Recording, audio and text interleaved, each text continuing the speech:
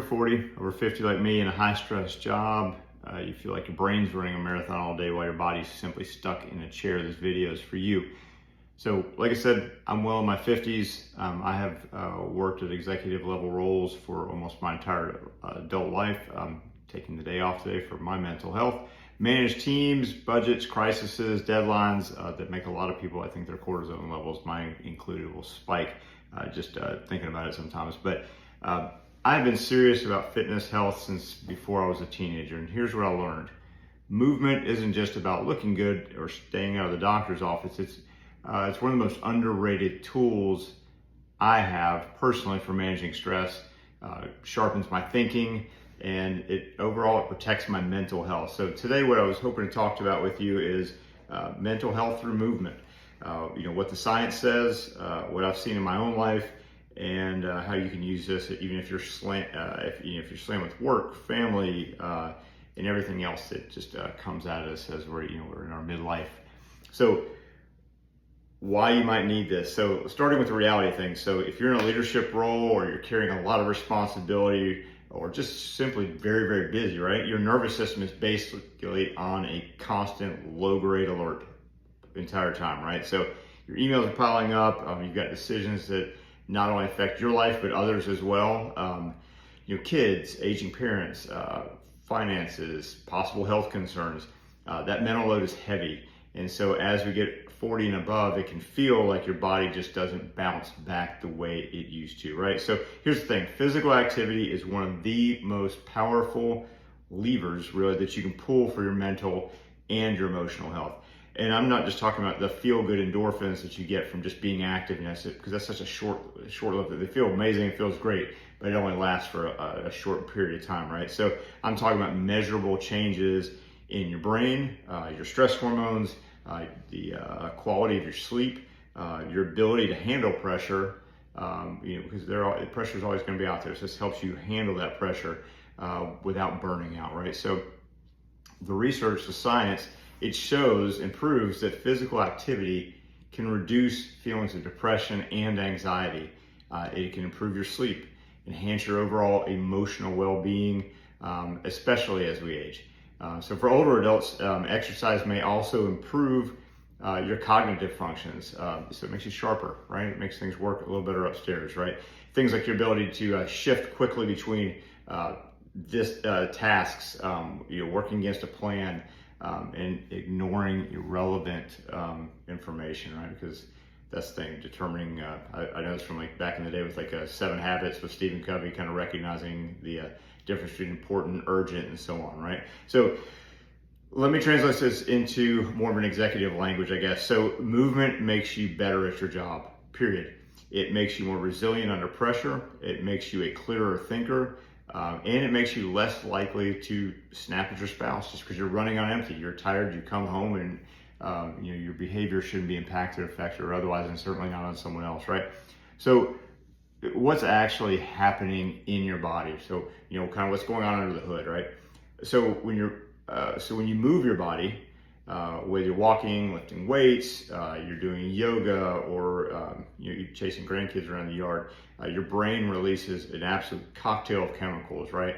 And that improves your mood, your focus, and your stress tolerance, rather.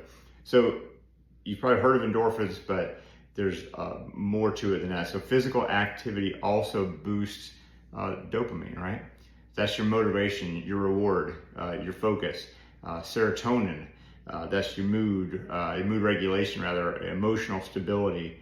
And then you've got your norepinephrine, which is your attention span, your alertness. BDNF, which is brain-derived neurotrophic factor. Neurotrophic's a tough word for me, I don't know why this. But this is like fertilizer for your brain cells. So especially in the areas related to memory and learning, because it kind of goes back to that whole cognitive side of things, right? So a larger study published in the Lancet Psychiatric found that people who exercise have over 40% fewer mental health days per month, right? So compared to those who aren't active and aren't taking the time. And the sweet spot for mental health benefits is about 3 to 5 45-minute sessions per week. So it's not about taking time. You just have to make the time, right? You have to choose what's important. I'm going to say this. I'm never going to berate anybody, but you got to make it. It's got to be a priority. There's a massive amount of benefits from it. So, interestingly, though, the same study found that going too hard, like 3-hour marathon training sessions, actually correlated with worse mental health than not exercising at all. So more is not always better. Okay, I've said this in some other posts as well. Consistency and balance are what win. Another review I would pull up in the British Journal of Sports Medicine. They analyzed 97 research reviews with over 128,000 people. So it's a pretty broad group, and found that regular exercise improved symptoms of mild to moderate depression and anxiety more effectively than sedentary behavior. Again, sedentary, just sitting around, which a lot of us, if we have office jobs especially, we do a lot of sitting around sometimes. So resistance training showed the biggest impact on depression. That's where pushing against a weight or something along those lines. So while mind-body exercise like yoga and Tai Chi help more with anxiety side of things. So the translation here is lifting heavy stuff and slowing your breath down. They both matter, right? So it's, again, balance. It's not just all focused on one activity. So as a teen, so like I said, I've been training something since I was a kid, long before it was cool. At least I thought it was cool. So I was in the gym, running, playing sports, doing all those things. For decades, my focus was performance and aesthetics. How much can I lift? How lean can I get? How fast can I run? Life happens. Your career, you continue to hopefully escalate and grow over the years. My responsibilities, they continue to multiply. Parent, I've got 4 now all adult children. Proud of all of them. So you got to pour into them for them to be successful later, right? So I found myself in roles where I was making decisions that affected entire organizations, owned some businesses of my own as well. And that stress wasn't just physical anymore. It was mental, emotional, and constant. And so I started noticing patterns. When I skipped workouts, my sleep got worse. My mood became more reactive, right? I was in less control of my moods. My ability to focus in meetings would drop. I felt like I was constantly behind, even when I know I was working harder. And when I prioritized movement, whether it's just those 20 to 30 minutes or taking a break, walking, a short strength session, everything shifted. And I realized that was when I recognized the correlation between what's traditional work and the fitness aspect, how they they work well together, right? I would sleep better. I'd think more clearly. I handled conflict better because that's part of it. There's always conflict opportunities out there. So I was less likely to just blow up at something or whatever, right? So it wasn't simply about trying to be all shredded and stuff. It was about staying sane. And so what kind of movements matter most? So that's the $1 million question. So what kind of movement should be doing specifically for mental health benefits? Especially if you are a very busy person, especially 40s, 50s, 60s, and so on. So the good news, almost any kind of movement helps. But some types are particularly more powerful when you're dealing with stress, mental load, and the demands of midlife, right? So first one's very, very simple, very rewarding too, walking. Especially outdoors. So walking is the most underrated tool in the mental health toolkit. Check out one of the other posts, by the way. Also, one of the absolute best ways to eliminate body fat regularly. It's about consistency, though. So walking, though, low impact. It's accessible for almost all of us and anyone else, thankfully, and it's incredibly effective. So studies show that walking, particularly in if you have access to a more of a natural site, it's a park if you're in a city, or we live at the beach, outdoors or so on like that, is it can reduce rumination, which is that loop of negative thoughts that go on in our head sometimes. So it improves our mood, lowers our cortisol levels, and also helps regulate blood sugar, supports cardiovascular health. These are huge factors for long-term brain function and health. So I often will take when I have access to or opportunities to, I'll take a walking meeting when I can, or I'll just step outside for 10 minutes in between things, in between calls, and just say, okay, I'm making this a priority. I can afford to take 10 minutes. I'm taking 10 minutes. I'm gonna get some steps in.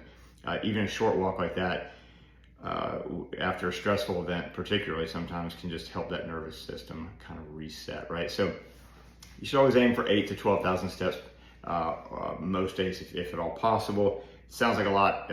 Start wherever you are. Even 4,000 steps is better than 1,000 steps. Though, just so you know, though, usually most of us, we naturally, and I say most of us, people of our age groups, we're landing usually around 5,000 to 6,000 steps just purely by accident already. So this isn't a huge leap, okay?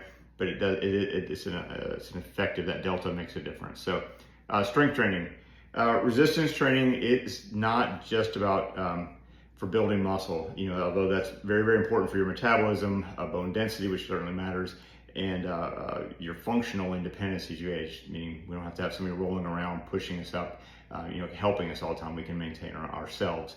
But it's also a potent tool for mental health. So research on this shows that resistance exercise has one of the strongest effects on reducing symptoms of depression.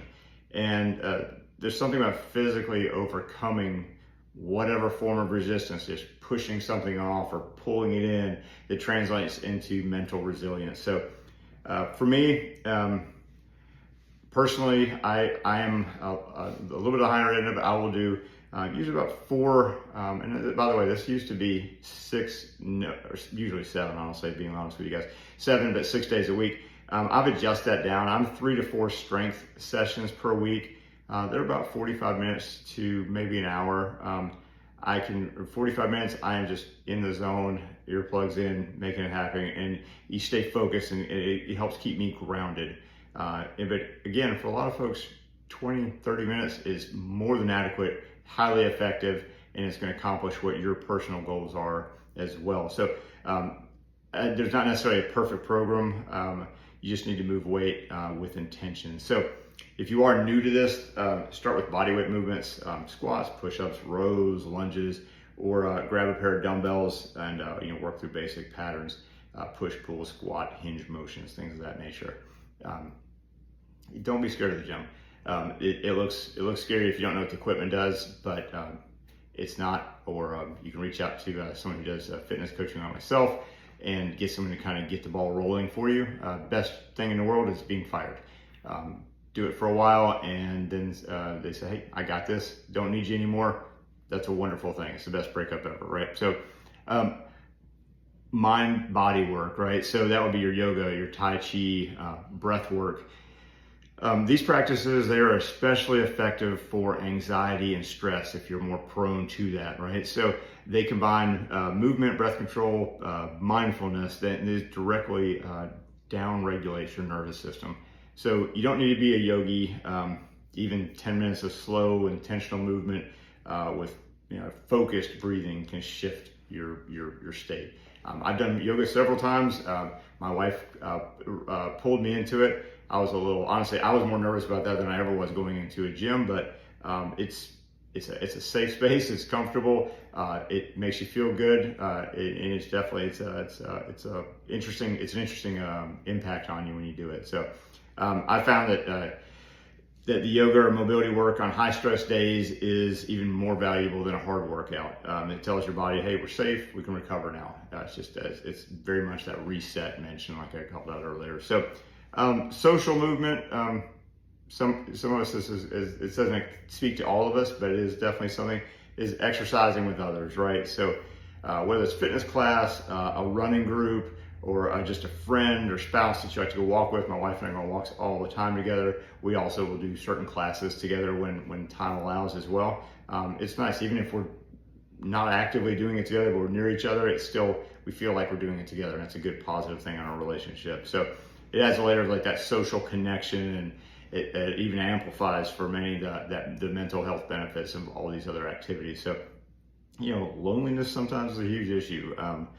For 40s and 50s, especially sometimes in leadership roles, even though you're surrounded by people, you're often very isolated if you think about it, right? So, moving with other people helps combat that. So, And if you're at a level where you're a higher level within whatever business you either own or you work for, or things along those nature, like that, or if it's something where if you own your own business, or you're trying to really continue to grow that ladder, that you got to take a minute. So the reason some of the most effective, like whether it's your CEOs and executives, I know they're obsessive about their fitness routines.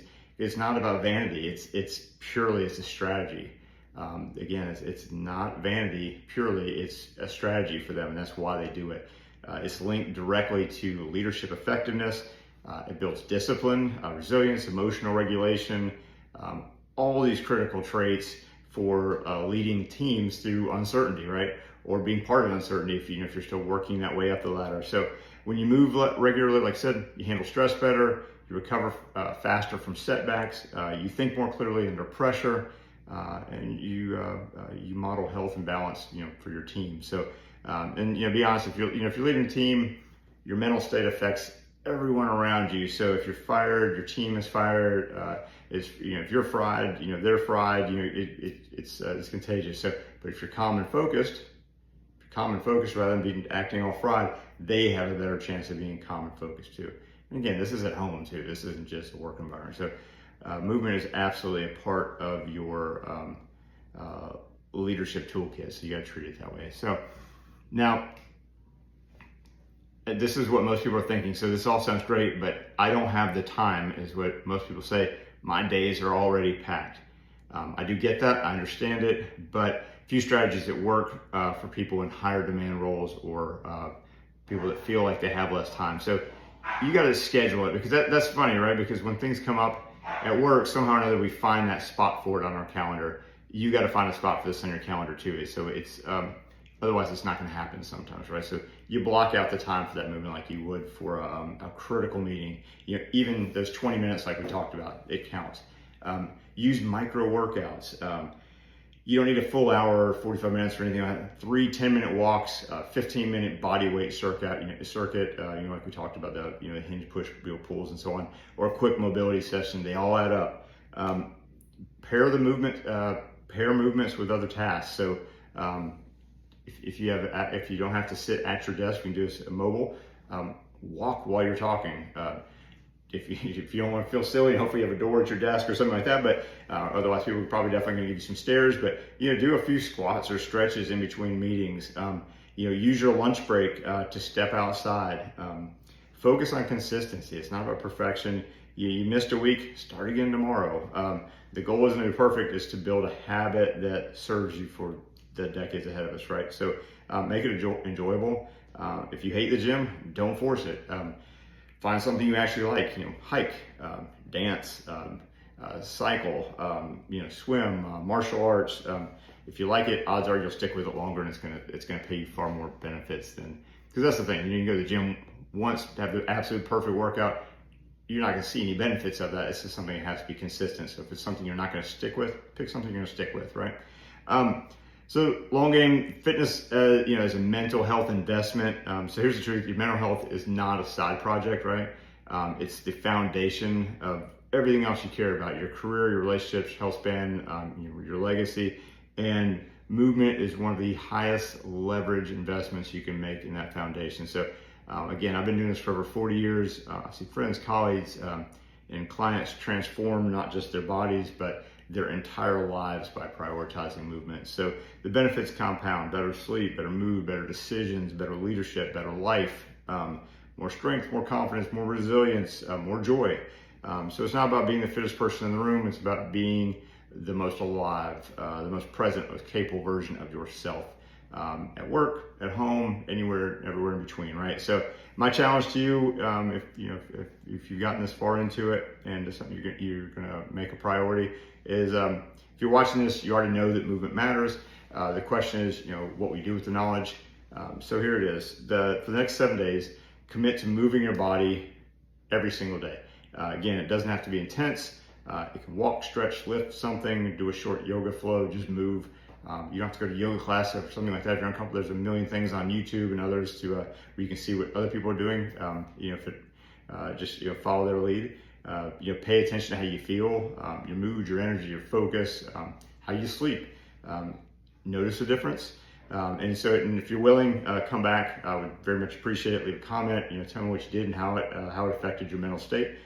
Your story, might nudge someone else to get started as well. So I'll leave you with this. I've been in rooms with where multi-million-dollar decisions have been made. I've been on calls where the stakes, everything feels impossibly high. And without fail, the days that I moved my body first were the days I handled it with more clarity and more calmness, right? So movement's not a luxury. It's not, it's something you do when everything else is done. It's the thing that makes everything else possible, right? So if you're over 40s, 50s and older, in a high stress role, want to protect your mental health, your brain, your future, start moving today. If this resonated, I would appreciate share it with someone else who's juggling a lot. Give it a like. You might find you might be the reason that someone else finally makes that shift. Okay. Thank you for watching.